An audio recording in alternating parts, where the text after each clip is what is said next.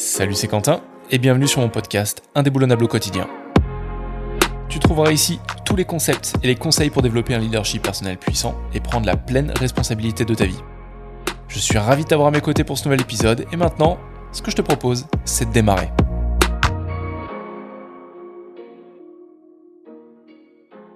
L'entrepreneur, c'est avant tout un être humain. C'est important à pas oublier, je préfère commencer l'épisode directement comme ça, mais ça a quand même un peu de sens. L'entrepreneur, c'est avant tout un être humain, mais c'est un être humain qui est un peu à part.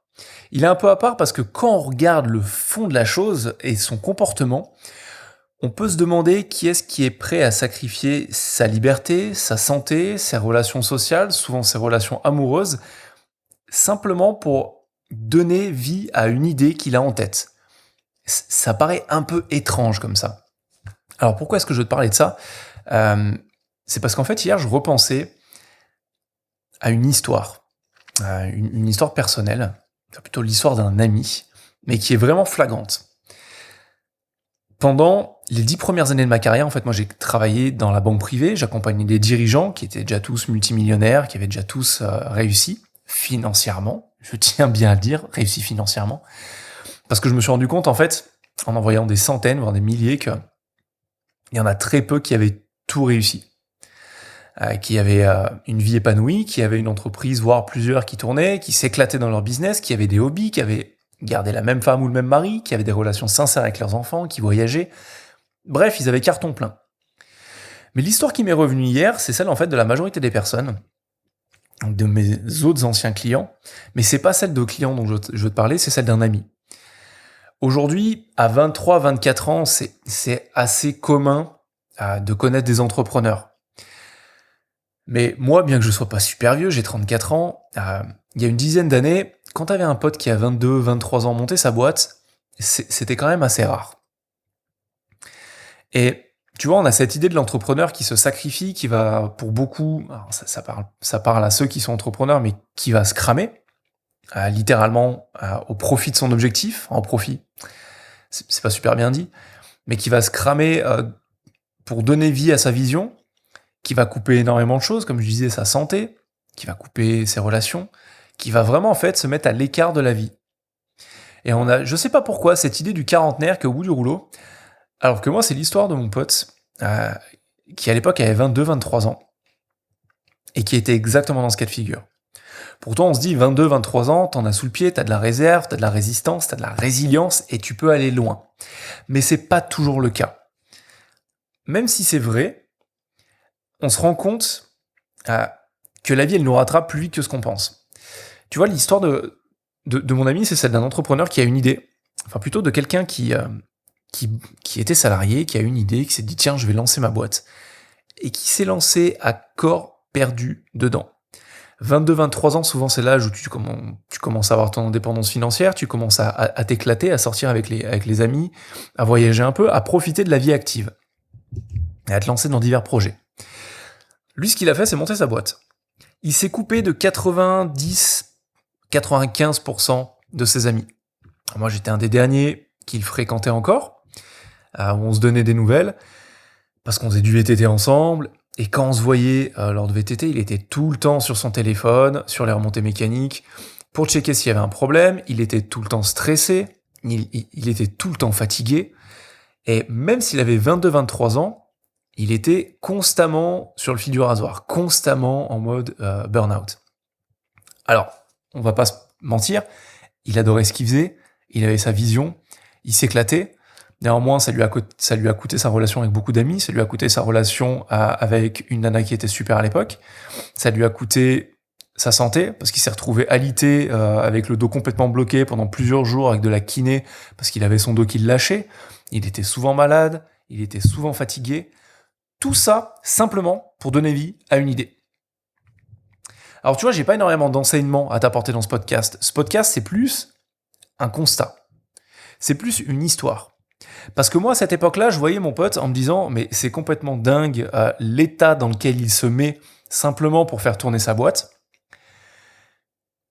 Et moi, maintenant, comme je l'ai dit, j'ai 34 ans. À 30 ans, j'ai monté la mienne, même si je suis solopreneur, même si je suis indépendant. Et ça a pris énormément de sens. J'ai fait un burn-out, J'ai perdu 10 kilos. J'ai sacrifié énormément de relations avec mes copains, avec mes amis, avec mes connaissances, parce que j'avais pas le temps j'avais pas, en fait, de bande passante à leur accorder, ce qui est juste horrible. J'étais focus uniquement, c'est même plus être focus, c'est j'étais obsédé par la création de mon business et par ma vision de la réussite. Cette vision qui était, alors somme toute, louable, de se dire j'ai envie de vivre de quelque chose que j'adore, et j'ai envie d'être tranquille financièrement, et j'ai pas envie d'avoir de problèmes financiers, et j'ai envie d'avoir la liberté en fait de gérer mon temps et ma vie comme je le veux. Le problème, c'est qu'à force d'être obsédé par cette idée de dire je veux être libre, je veux être libre, je veux être libre, je veux être indépendant, je veux avoir de l'argent, j'étais libre de rien du tout, j'étais enfermé chez moi à faire des vidéos, des podcasts, écrire des articles, écrire un bouquin, coacher mes clients, me planter, me remotiver, me mettre des coups de pied au cul pour me dire allez, t'inquiète pas, ça va y aller, ça va marcher, tu vas y arriver. Alors qu'en fait, là-dedans, j'étais complètement enfermé dans ma bulle. Ça se passait pas bien avec ma femme, je faisais tout pour être présent avec ma fille, mais en fait, même si j'avais une amplitude horaire réduite parce que j'étais super bien organisé, quand j'étais avec ma fille, je pensais au boulot. Quand j'étais avec ma famille, je pensais au boulot. Le peu de fois où j'étais avec mes amis, je pensais au boulot. Il m'a fallu 3 ans avant de prendre des vacances. C'est quoi ? C'est pas une vie, ça. C'est pas une vie. Et surtout, c'est quelque chose qui te rend misérable, qui te rend fatigué, qui te rend aigri, qui grève toute ton énergie et surtout qui t'empêche de vivre la vie avec un V majuscule. Alors, on va pas se mentir, il faut sacrifier quelque chose quand tu montes un business. Il faut travailler, il faut donner de sa personne. Sincèrement, c'est une condition que je pense sine qua non, même si aujourd'hui je me dis que j'aurais pu faire les choses différemment, plus simplement. Mais le fait est que t'avances et t'apprends des choses sur le chemin. T'apprends plein de trucs. Ces choses, elles te construisent, elles te renforcent et elles font au final la personne que tu es, la personne que tu deviens.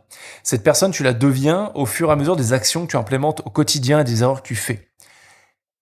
Ça, c'est une évidence. Mais en fait, à un moment, je me rends compte que la majorité des entrepreneurs que je fréquentais quand j'étais banquier et que je fréquente aujourd'hui en tant qu'entrepreneur, cette idée, elle est que il faut travailler dur, c'est normal de sacrifier des trucs, c'est normal d'être fatigué. Ok, j'accepte, mais c'est pas normal d'aller trop loin dans ce délire. Cette idée de la hustle culture, où tu vois, ces dictons no pain, no gain, play hard, donne-toi à fond, vas-y toujours à fond. L'entrepreneur, fondamentalement, il a cette obsession et il a ce besoin de toujours avoir le pied écrasé sur la pédale. Parce que quand il est hors de ce momentum, hors de cette sensation d'avancement, il se sent frustré, il se sent pas bien. Et franchement, l'entrepreneur, il lui faut pas beaucoup de choses pour se sentir frustré. Mais il faut pas oublier que l'entrepreneur, c'est aussi sa propre responsabilité de parfois lever le pied de la pédale. Lever le pied de la pédale, ça peut lui donner l'impression de quitter cette autoroute à hyper vitesse, ce momentum où il avance. Mais ce qu'il ne voit pas à l'instant T, c'est qu'il a tellement la tête dans le guidon, il est tellement focus sur sur le court terme, parce que c'est même pas le moment présent en plus, mais c'est vraiment des actions à court terme, à quelques jours, quelques semaines, qu'il perd totalement de vue le fait que s'il s'épuise, il sera pas performant sur le long terme. S'il sacrifie ses relations, il ne sera pas heureux sur le long terme. S'il est fatigué et qu'il sacrifie ses relations, il sera mentalement et physiquement naze, même pas à long terme, mais à moyen terme. À long terme, c'est d'autres problèmes qui surviennent. Je terminerai là-dessus. C'est pas hyper positif, mais en tout cas, l'issue l'est. Mais quand j'étais banquier et qu'on travaillait avec des dirigeants qui cédaient leur boîte, passé 45 ans, 45-50 ans, allez, je peux pas être très précis. Une fois la session actée, très régulièrement, on n'avait pas de bonnes nouvelles de nos clients. AVC, infarctus, dépression, le corps qui lâche en général. C'était quelque chose de courant. Ça parlera à tous ceux qui ont connu ces situations. Ça parlera à tous mes copains banquiers, ex-banquiers qui ont rencontré ces situations. C'est pas quelque chose de rare, mais quand on s'est mis la pression toute sa vie et que d'un coup on n'a rien de prévu derrière et qu'on relâche tout, souvent il faut passer à la caisse. Le corps il demande à payer l'addition et c'est souvent pas drôle du tout. Alors si tu es entrepreneur et que tu te reconnais dans ce que je viens de décrire, dans les histoires que je t'ai racontées, dans les petites anecdotes que je t'ai partagées, n'oublie pas que effectivement ta vie, c'est ta responsabilité.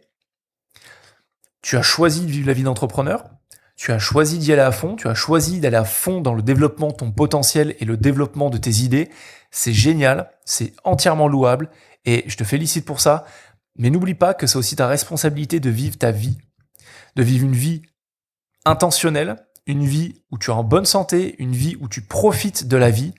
Arrête de te dire que tu la vivras une fois que tu auras tant de zéros sur ton compte, que tu auras l'approbation de tes copains entrepreneurs ou l'approbation de tes parents, de tes amis, j'en sais rien.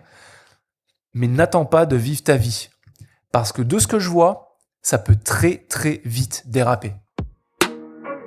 Si tu as retiré une idée de cet épisode, je t'encourage vivement à passer à l'action et à la tester dans le monde réel. C'est tout ce qui compte à la fin. Tu peux aussi m'aider à promouvoir ce podcast en lui mettant 5 étoiles. Et si tu veux aller plus loin, je t'invite à lire mon livre Indéboulonnable, stratégie pour renforcer son esprit et son mental. Ou bien te rendre sur mon site internet quentinvillard.com où tu trouveras différentes ressources offertes, comme mon training de 7 jours, Devenir indéboulonnable, pour optimiser ta productivité, ta concentration, ton stress et ton efficacité en général. En attendant, je te souhaite une merveilleuse journée.